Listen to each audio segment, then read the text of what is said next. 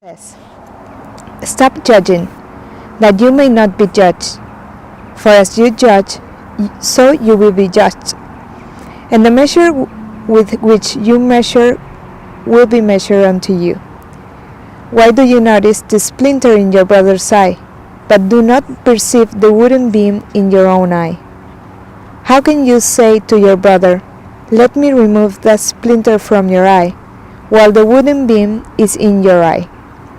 You hypocrite, remove the wooden beam from your eye first, then you will see clearly to remove the splinter from your brother's eye."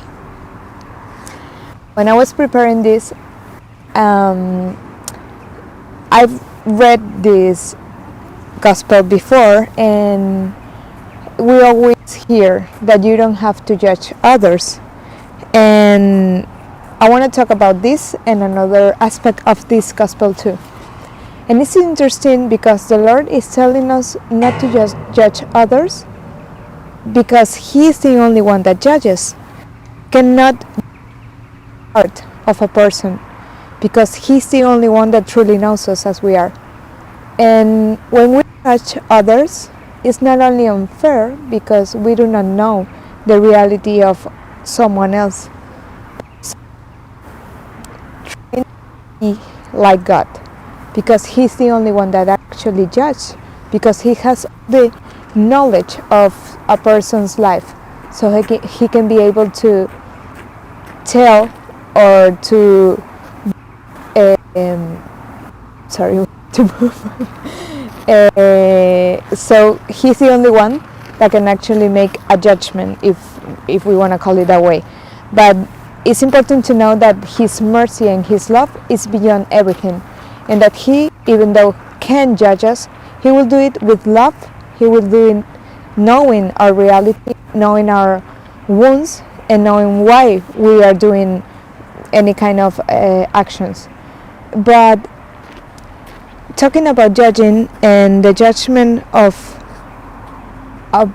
judging a person and trying to know what's inside of a heart on somebody, it jumps to me that it's not only judging what we need to be aware of.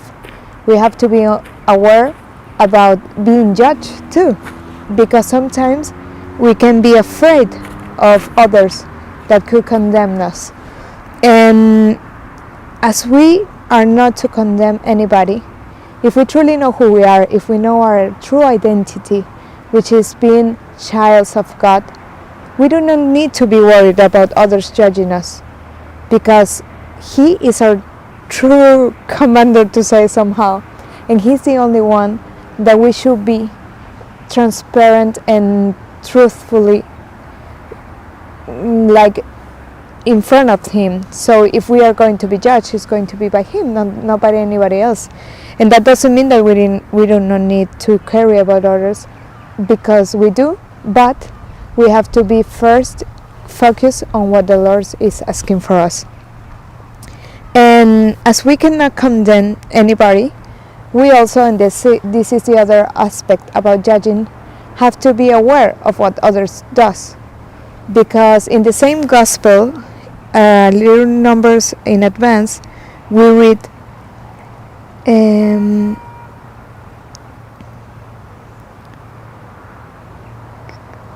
"Be aware of false prophets, who come to you in sheep clothing, but underneath are ravenous wolves." And it's kind of weird, right? In the beginning He tells us not to judge, but then He tells us to be aware of these sheep dressed as wolves. And those are not contradictory. Actually, they are linked, because as we are not to judge anybody's heart, the Lord give us the capability to discern about others' actions. As, for example, if you are playing with somebody that you know that is a cheater, you will probably not want to go in his team, because you know that he is not trustworthy. And that is not something bad. That is something that we also are right to do. But always with love, always assess, and I love this that I read from a priest. He says that we have to assess, discern, and judge actions in order that we can be able to live in the truth, because we, as sons and daughters of God, have to live in the truth. And this truth has life, truth, not lies, being honest with others. So yes, we do have to discern the actions of others, but not judging, not by trying to understand the heart of a person, because the only one that knows that is our Lord. And as sometimes we fear the judgment of others, it's important that we know that when we are making a judgment, we can, with that judgment, it can be something bad for another person. They can feel intimidated or they can feel scared. So it's not only the action of a judgment, but all the consequences that come with it. And if we actually acknowledge that the Lord is the only one that knows everybody's heart, then we won't be judging, because we will be able to see the heart, or the Lord will give us the grace to see the hearts of a person that is not doing what we think that is the right thing to do, or maybe because of their actions are a reaction of a wound that they have inside. So I like to say that when somebody jumps out of something, out of the blue, it's probably because they are in pain. It's probably because somebody has done something to them and now they are trying to protect themselves from another harm. So it doesn't matter what's the circumstances or what the actions are being involved, or the actions taken in the moment. The important thing is to ask the Lord so He can take off this I'm sorry, I don't remember the word. He can take off the splinter from our eye, and we can see others through a clear view, like His look. Can you imagine how He sees us? With love, with care, knowing that we're weak, knowing that we make mistakes, but His eyes are made of pure love. And if we tell Him to take this splinter out of our eyes, we'll be able to also look at each other as God sees us, and look at each other as our brothers, as sisters, because we are childs of God. We have the same Father. So as Christians, we do need to embrace this way of living with others, trying not to judge, because it's not easy, and sometimes we're stubborn and we try to be more than others, and that's not the way it's supposed to be. It's not the way that the Lord has taught us. It's not the way that Jesus walked through this beautiful lake, teaching how to embrace and how to love others. So I encourage you today to think, what are these splinters that you have in your eyes? What are these wounds that doesn't allow you to look at others with a look of love? What is avoiding me of seeing the other's heart, and what is making me judge? Why am I judging the other and not letting just the Lord to judge them? And what actions are defining my life? Because sometimes we feel judged, or somebody is telling us things, but we also need to take a look of what we are doing. What does our actions says about us? So in order that if we live in our own identity, our true identity of daughters and sons of God, childs of God, we don't need to be worrying about that. We don't need to be worrying about what others are thinking about us, because we are living in truth.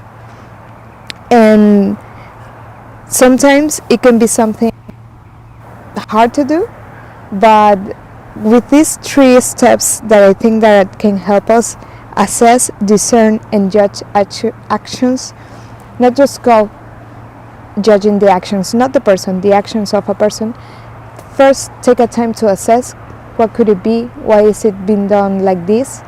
Then discern, is this good, or from the good or from the evil? And then in whatever the Lord is inspiring you, then you can judge the action, and always remembering that you're not judging the person, because only the Lord can see our hearts, and only He can give us the grace to take that splinter out of our eye, so we can be looking at each other the way that He looks at us, and just feel the way that He looks at you, and feel loved by Him, and then try to connect that love that He gives you to the love that we give everybody, so we can be able to have beautiful connections between each other, and we can help others to find their own identity.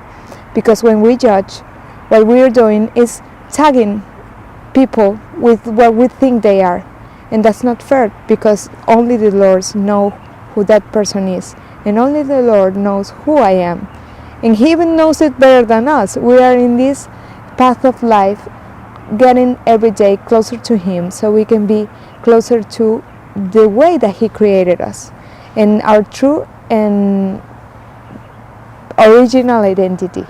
So I'm going to leave you for a minute so you can think about this and ask the Lord, what's my identity? What's this splinter I have in my eye that I have to take out? And how can we have a look like yours, like that look full of love and mercy to ourselves and to others? Thank you for joining.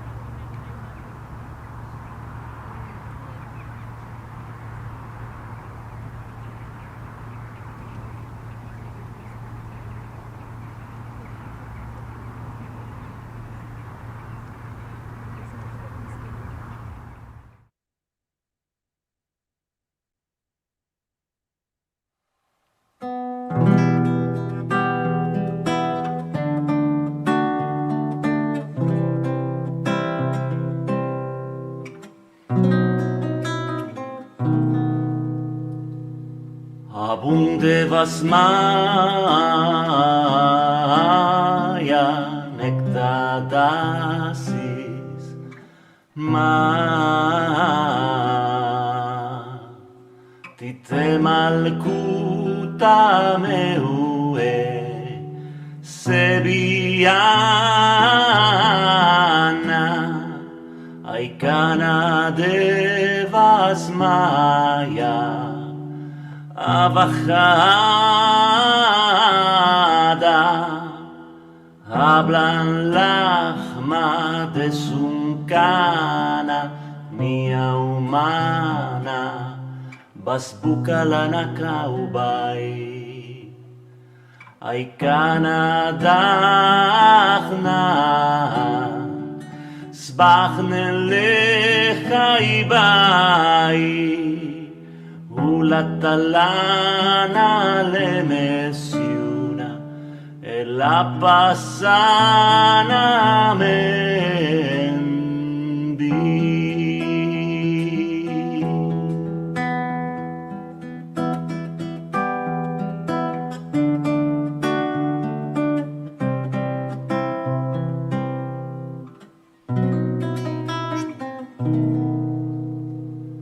Abundevas Maya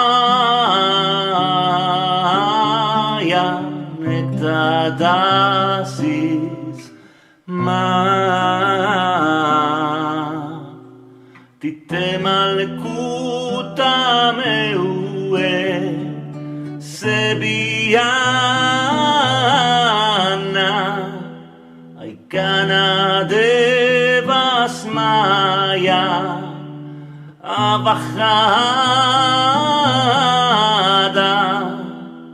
hablan lahma de suncana nia humana basbuka lana kaubai aikana dachnan sbachne lechaibai Ulatalana le mesiuna e la pasciana membi Abundevas Maya nectadasis ma tite malkuta meue sebiana aikana devas Maya abajada hablan lahma de suncana nia humana basbuka lana kaubai aikana dachnan sbachne lechaibai ulatalana le mesiuna e la pasciana